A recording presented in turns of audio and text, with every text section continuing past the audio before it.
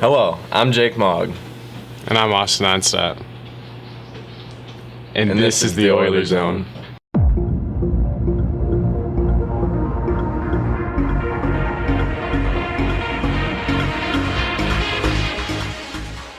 The boys basketball team has won their last 4 games, knocking off Bay City Central, St. John's, Bay City Western, and Midland Dow.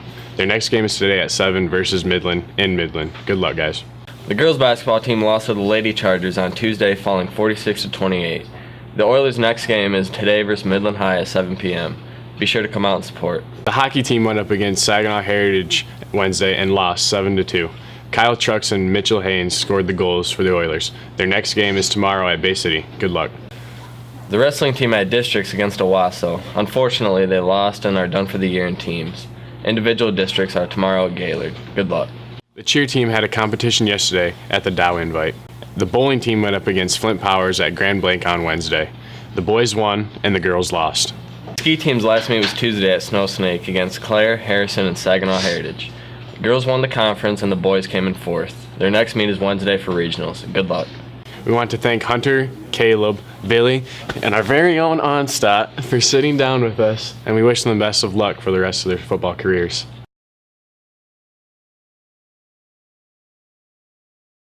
The atmosphere, it was great. All our families were there. It was me, Caleb Perry, Billy, and Hannah, all signed. So there was a lot of people there. It was a big media day type thing. We brought in news reporters from all over, Saginaw, Morning Sun, ABC, NBC. So it was pretty cool seeing all those cameras there. It felt big, you know what I mean? There was a whole bunch of people there. Students came in, all watched us sign. It was a great family and great atmosphere. After my state championship run back when I was a sophomore, I thought baseball was going to be the way.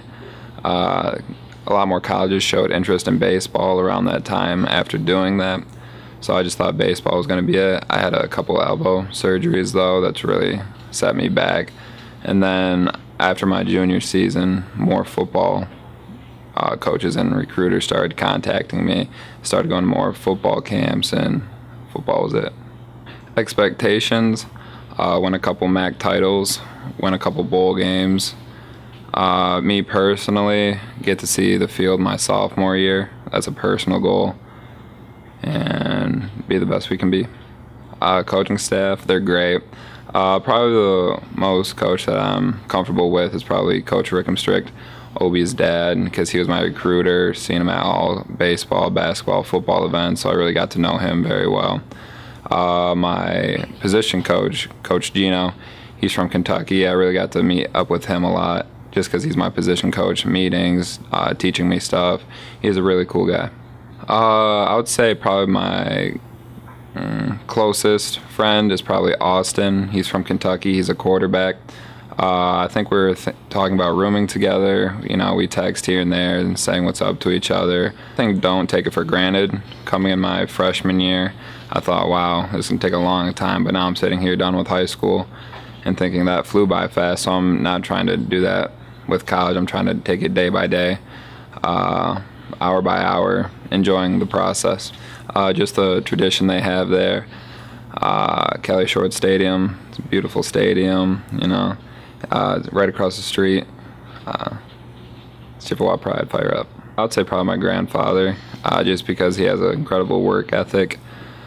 He always get me out of bed early, take me over to CMU, run around the track, do a whole bunch of drills that I thought was pointless back when I was younger, but made me a better man today.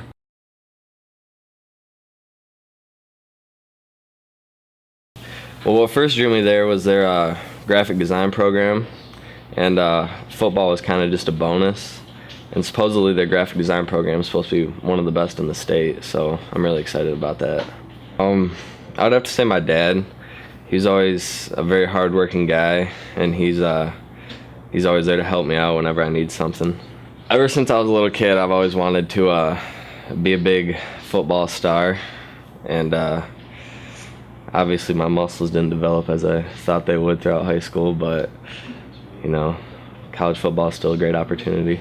Just do the best that I can do, and hopefully I'll see the field soon. It's a pretty good relationship. Actually, my cousin is the one who kind of set me up with Finlandia, He actually played football with the coach that was recruiting me, so we're pretty close. My cousin's actually part of the recruiting class. I told him to check out Finlandia with me because he said he really missed playing football, and he's going to mid right now, and obviously they don't have a football team. But yeah, I'm pretty close with Michael. Definitely spend your free time wisely, whether that be going to the weight room or watching film or something. It's always a good idea to keep your mind on football. Yes, I would say it would. They're just starting up their football team. They started it like, 2 years ago, and I think it's a great start, and I'm proud to be a part of this new beginning.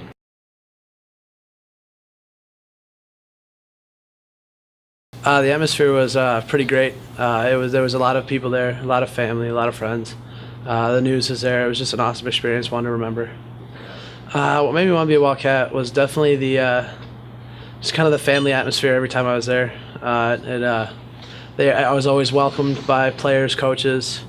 I never felt like I was just a little high school kid. They always made me feel like I was meant for there. My role model growing up was probably my grandpa for everyday life type role modeling, and then Jake Long was definitely my role model on the field. Ever since I put a football helmet on and watched the Michigan game with my dad, I always wanted to play college football. I knew that that's what my goal would be after high school. My expectations, hoping to redshirt my freshman year. Take a year, establish myself with the program, just get bigger, faster, stronger, and just be ready for that next season. I have a really good relationship with the coaching staff. I walk in the door and they yell my name from across the field. They know me as soon as I walk in the door, especially the offensive line coach. After my one camp last spring, I've talked to him quite a bit ever since then, and he's the one who really got me wanting to be a Wildcat.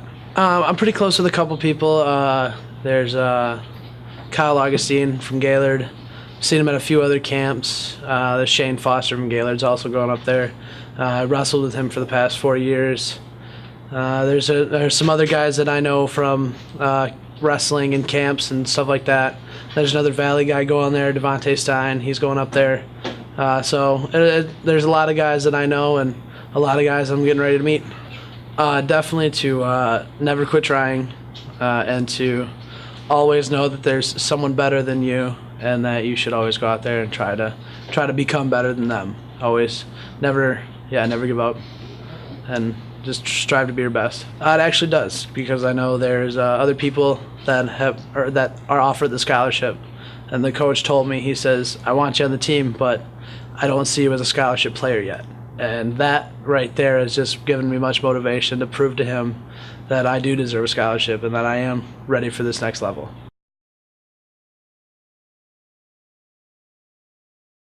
Oh, it was amazing. Hunter actually dialed it down for me a little bit. He surprised me because at first when we were walking in, he was like, yeah, man, it's a lot of family and a couple friends, just a couple friends. But when I walked in, I was amazed. There was a lot of people, and I definitely felt the love. It was easy right away. First visit, I went down there, and the coaches, they just laid everything out for me. They told me how I would fit in the program and just the basics of football, and then really we didn't even talk about football after that. They just wanted to know me as a person, and that was different to me, and I liked that in the sense that they were more worried about like what I do on a daily basis rather than my football life like every other coach was worried about. They were just trying to get to know me and wonder what I like and what I like to do. I'm gonna have to go with my Uncle Randy. He lives in Tennessee now, but I didn't have my dad around me much growing up, and he was just a positive guy, role model for me. He always made sure I was doing good. Always helped me if it came down to sports. He was just always there for me to talk to, so to go with him. No, actually, coming into high school, I thought I was going to be a basketball star. I was everything basketball, and then got a couple football offers, and it changed pretty quickly. I definitely have high expectations. Coach Fleck has a great program started up at Western, so hopefully I can find my way into into the program early and see the field early, but if not, I'll just wait my turn just like everybody else has to do. Oh, it's amazing. I talk to the coaches every day. They're just like my parents, really, to be honest. Just we're always catching up, just seeing how our day is going. If anything hard happened in the day, talk to them about it, and they're always there if I need any help. So if I had to pick one, I'd say Matt Little. He's our quarterback. He was the first commit in the Western class. But really, to be honest, we're all pretty tight as a group. We're always on our group chat, clowning around, just joking around with each other, letting us know what's happening in our different areas. What I learned in high school football is that there's always going to be someone that's just as good as you or somebody better.